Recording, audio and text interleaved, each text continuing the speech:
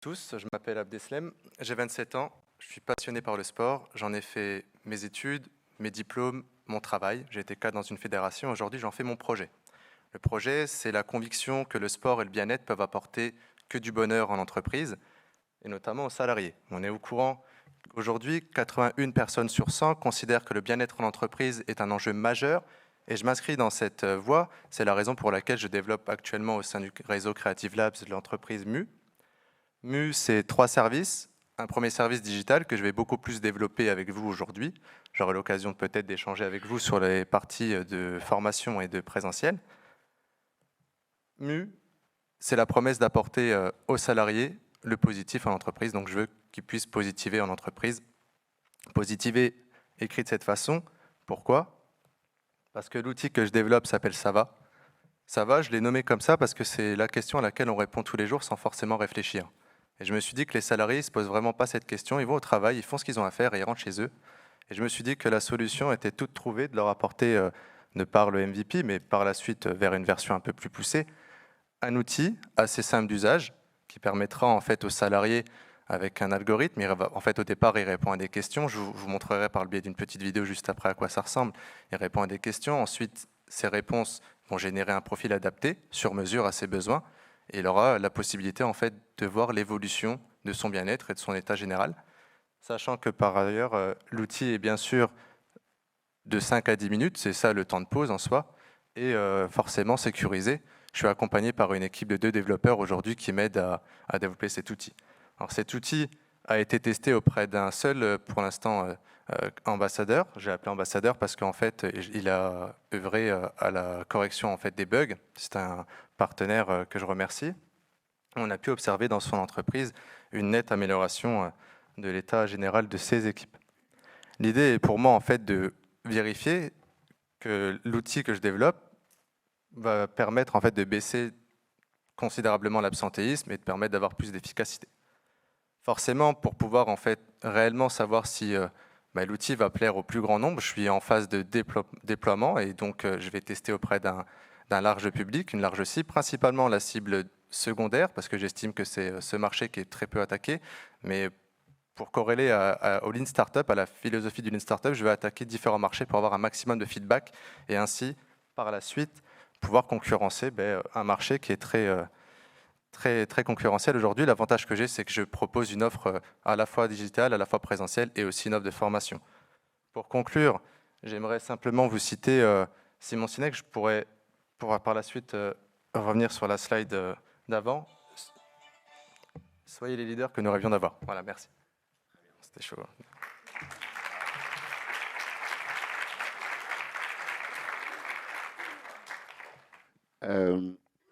Je reprends juste pour les autres intervenants. Je m'aperçois qu'il y a la caméra qui est juste là. Donc, même si vous mettez un micro, il faut mieux rester là. On va aller dans les échanges avec le jury. J'ai pas aussi parlé de Ludovic. Il est où, Ludovic? Je le vois pas. Il est là. Je t'ai pas cité, je peux? Ouais, on a aussi Bercy, ministère des Finances, qui est présente avec Ludovic Bocca. Et je te remercie de ta présence aussi. Alors, avant de commencer les questions, j'avais juste justement la petite vidéo qui est greffée au support de présentation que j'ai. Je remercie Maxime Valette et toute l'équipe organisatrice qui m'a laissé l'occasion en fait de la greffer parce qu'on a finalisé les derniers détails hier avec les développeurs.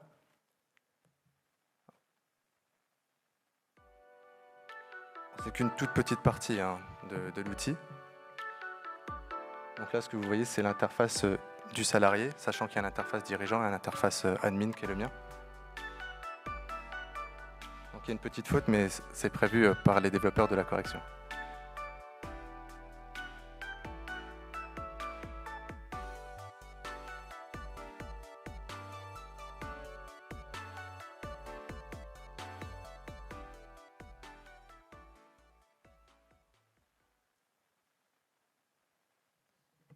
Voilà, c'est une toute petite partie de ce qui arrivera dans pas longtemps.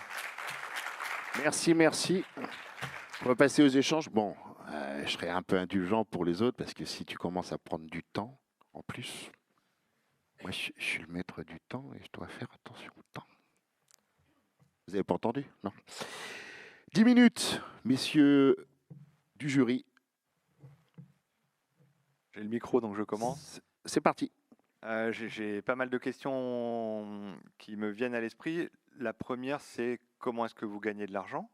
Quel est le business model en fait de votre projet? Parce on a vu beaucoup d'intentions, mais pas vraiment d'ancrage économique. Et puis la deuxième question, c'est à quoi ça ressemble vraiment? Qu'est-ce que vous proposez aux salariés? Parce qu'on voit bien que Monsieur De La Fontaine là, a répondu à quelques questions, comment est-ce qu'il se sent, etc. Mais qu'est-ce qui lui est proposé après pour qu'il se sente mieux? D'accord, je vous remercie pour les questions. Pour la première question, alors par rapport à l'outil que je vous ai présenté, on serait sur le modèle économique de l'abonnement qui serait pris par le dirigeant. Donc l'idée, c'est d'avoir un minimum de 10 salariés pour que ça puisse être intéressant en termes de feedback. Par la suite, le temps présentiel et formation, ça sera plutôt sur le cadre d'un forfait. Vous me demandiez aussi dans une seconde question quels sont en fait réellement les impacts sur le salarié. Qu'est-ce que je lui propose par la suite? Mais par la suite, en soi, une fois qu'il aura fait X séances, on peut partir sur le principe de 10 séances par exemple.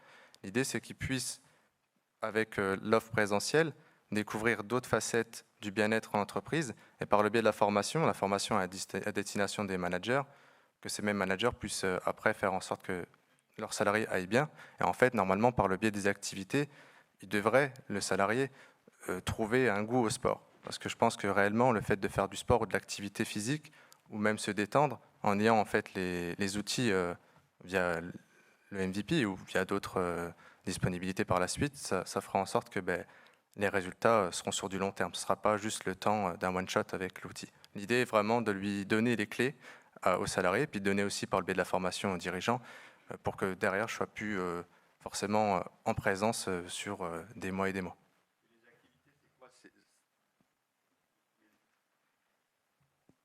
Les activités qui seront proposées, c'est quoi? C'est du pilates, du yoga, des challenges ping-pong en équipe? Ça ressemble à Ok. quoi concrètement?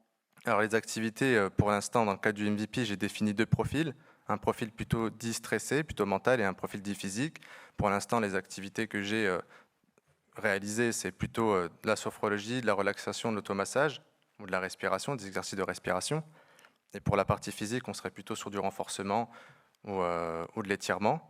Après, le champ des possibilités est bien large, mais pour un MVP, je ne voulais pas proposer un catalogue indéfini, mais l'objectif à moyen long terme, c'est d'avoir la possibilité d'avoir des activités qu'on peut avoir dans d'autres sphères, tout comme le pilate ou le yoga. Ça peut être pas mal de choses en soi. Et pour le temps de cohésion, là, on serait sur un autre format, on serait beaucoup plus sur des séminaires ou du team building, parce que c'est plus dans mes cordes. C'est vrai que je ne l'ai pas forcément évoqué, mais j'ai un double master, et notamment en événementiel, donc ce qui me permet d'avoir des compétences dans ce champ-là. Et c'est vraiment vers là que je veux me tourner. C'est la raison pour laquelle, mais je n'ai pas eu l'occasion de montrer cette slide. Je compte bien sûr m'associer, et tout d'abord en prenant un alternant pour la partie tech, pour pouvoir en fait justement développer toute la partie événementielle qui est plus dans mes cordes. Et puis à long terme, enfin, apporter par le biais de formation. Alors pour le coup, c'est un peu plus compliqué parce qu'il faut créer ces modules de formation et ensuite avoir la certification Calliope pour être dans les clous. Mais c'est un projet que je mène pour vraiment, par l'envie, c'est de donner en fait au manager la solution pour qu'il puisse lui-même réaliser des activités ou prendre soin de ses équipes. C'est vraiment de la transmission. Si j'ai bien compris le concept, vous proposez donc pour le salarié pour qu'il puisse se sentir mieux et pour le dirigeant qu'il puisse avoir une équipe avec moins d'absence, avec plus de positivité. Or, il existe également pas mal d'outils en entreprise pour prendre un peu la température des salariés, le CSE, les entretiens individuels, les entretiens professionnels. Comment est-ce que vous allez convaincre le dirigeant d'ajouter en fait cette couche supplémentaire? Pour convaincre le dirigeant, alors vous me parliez des entretiens individuels qui sont obligatoires dans certaines sociétés. Ces entretiens, on est sur comment dire, une observation à un temps défini, le jour même où l'entretien est réalisé, mais j'ai la sensation que par la suite, il n'y a rien qui est fait. Très peu d'entreprises mettent en place, et il n'y a peut-être même pas 10% d'entreprises aujourd'hui qui mettent en place des outils pour résoudre en fait les problèmes qu'ils voient au quotidien. L'enjeu aujourd'hui d'un dirigeant, c'est d'être productif. Et j'ai l'impression, et en tout cas c'est d'après les études, d'après la veille que je mène tous les jours, qu'il y a très peu d'organisations qui décident réellement de mettre des outils comme ceux que je développe actuellement, sachant que de toute façon, l'idée étant d'avoir un abonnement accessible. Donc je me dis que si le dirigeant n'est pas prêt pour prendre soin de ses salariés, alors je schématise beaucoup, mais à mettre 9 € par salarié pour que ce salarié se sente mieux et qui par la suite lui rendra l'appareil en étant plus productif ou plus efficace, c'est que c'est un dirigeant qui ne prend pas forcément, entre guillemets, soin de ses salariés. J'avais deux questions. Est-ce que vous travaillez avec des spécialistes de la santé? Alors actuellement, toute franchise, non. Je me rapproche de plus en plus de chercheurs pour avoir en fait un outil qui soit beaucoup plus axé sur du médical, mais pour l'instant, je ne suis pas, comment dire, apte à parler de santé, clairement. Je ne mets pas le mot santé dans mes présentations. Je ne parle pas de médical parce que c'est des services qui sont assez poussés, assez techniques. Je parle plutôt de bien-être mental. Mais l'ambition à moyen long terme, ça serait vraiment d'avoir quelque chose de beaucoup plus poussé, et notamment en passant par ces spécialistes. Dans l'offre que je pourrais proposer, notamment en présentiel, là, il est question, pourquoi pas, de s'associer avec des psychologues ou avec d'autres partenaires de ce champ-là. Est-ce que vous avez élaboré un business plan déjà et évalué le nombre d'abonnements qu'il vous faudrait pour arriver à un équilibre? Alors actuellement, je suis incubé au sein du réseau Creative Labs. Mon ambition, très prochainement, ça serait de candidater au réseau Quest for Change pour qu'ils puissent continuer le travail qui est réalisé avec M. Janto ici et M. Louis dans la conception et la finalisation de ce business plan. En fait, j'attends surtout d'avoir beaucoup de feedback du test MVP pour estimer après, par la suite, le coût réel, sachant que là, le MVP ne m'a pas coûté en soi, parce que j'ai pris des stagiaires qui sont avec moi depuis février, mais qui n'ont pas été un coût. Alors du coup, estimer aujourd'hui tout de suite le coût de ce MVP, ça aurait été très compliqué. Maintenant, j'estime qu'il me faudra beaucoup plus que 10 ou 15 abonnements que j'ai pu réaliser dans le test avec l'ambassadeur pour arriver à un équilibre. Et en fait, si vous voulez, l'outil digital Sava, c'est un pied que je mets en entreprise pour après, par la suite, faire des activités en présentiel et pourquoi pas en formation qui seront beaucoup plus intéressantes pour moi en termes de retour sur investissement. C'est en fait, si vous voulez, pour compléter, la preuve, non pas par le biais d'études qu'on peut tous lire au quotidien, mais c'est sur son entreprise que le dirigeant va voir une amélioration. Et c'est ça, en fait, que je veux apporter, c'est qu'il ait des résultats. Parce qu'il y a beaucoup de dirigeants aujourd'hui qui, de temps en temps, organisent une fois par an la venue d'un sophrologue ou autre, mais qui, en réalité, ne voient pas sur le papier, comment dire, une évolution. Mais je pense que la philosophie du projet, on est tous d'accord et tout le monde l'a compris. Après, c'est encore une fois la partie économique, malgré tout, qui prime, et même pour quelque investisseur, je dirais que ce soit, avoir une idée d'où vous voulez aller, comment, sur quelle durée. Je pense que c'est la prochaine étape, vous n'êtes peut-être pas encore là.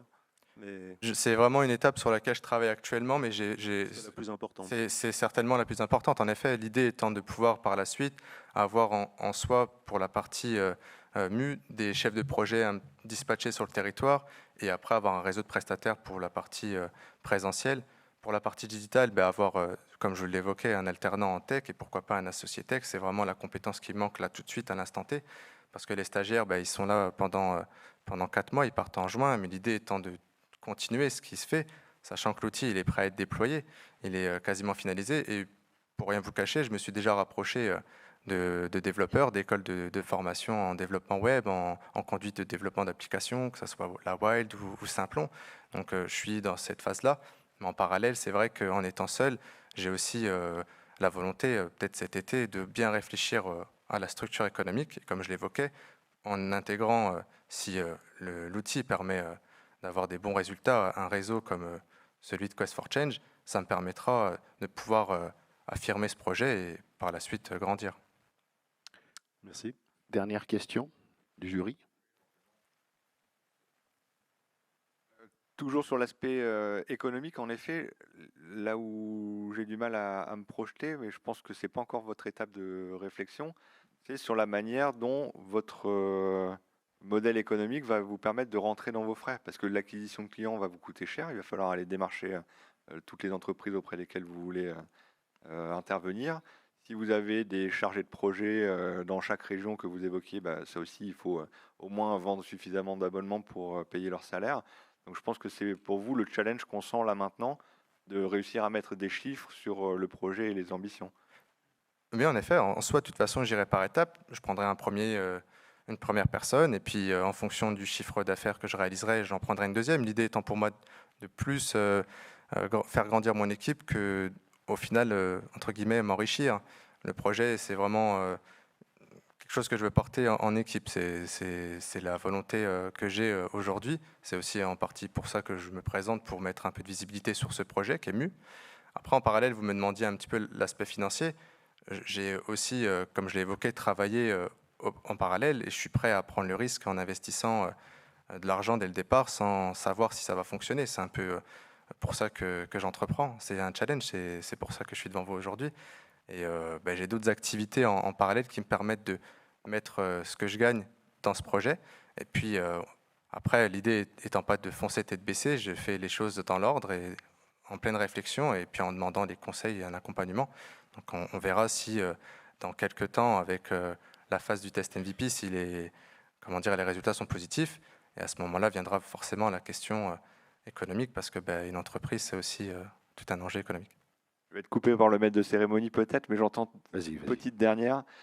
Est-ce que vous n'avez pas peur que les salariés se sentent observés et que les informations personnelles qu'ils délivrent, je me sens stressé, etc., puissent être communiquées à leur hiérarchie? Alors, je vous remercie pour la question, parce que justement, je n'ai pas pu l'évoquer, parce que 3 minutes, c'est très court.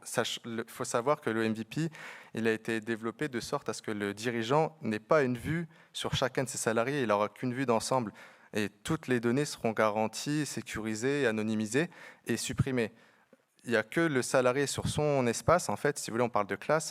Donc, il y a donc l'espace du salarié qui est avec son propre profil, sa propre évolution. Puis il y a l'espace dirigeant où lui, il a une vue d'ensemble de l'équipe.